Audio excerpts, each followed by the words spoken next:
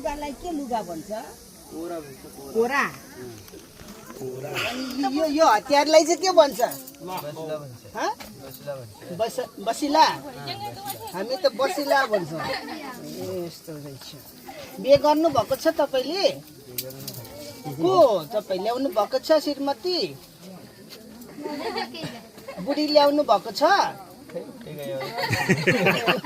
गयो।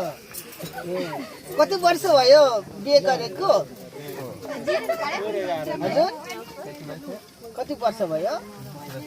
20 वर्ष। तपाईँ नै जम्मा 20 वर्ष हुनुभएको छैन बिहे गरेकै 20 वर्ष भयो।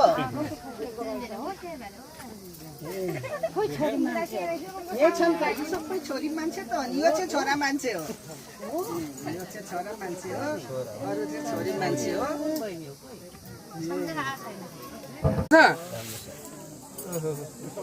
अनि यहाँ दारू खान पनि दिन्छ?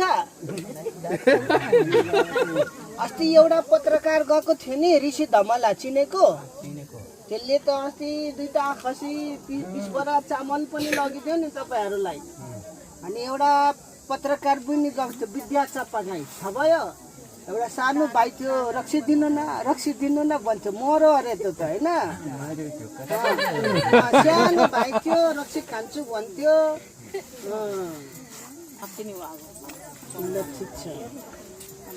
खाना कहाँ यहीँ पकाउनुहुन्छ कि उनीहरूले दिन्छ?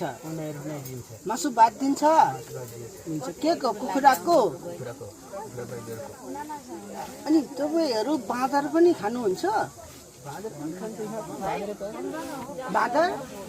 बाँदर छ त्यहाँ काने पोखरीमा छ नि, बाँदरै बाँदर छ। बौला रहेछ यहाँको बाँदर।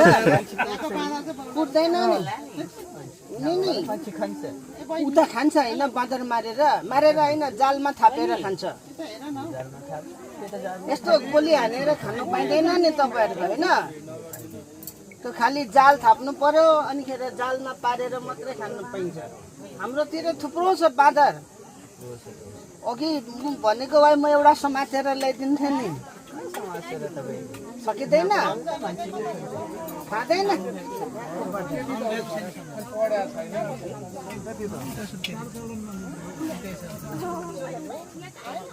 एउटा सबसे राम्रो बोल्ने एउटा राम्रै छ नि, नामै सम्झना कि के रूपा थियो?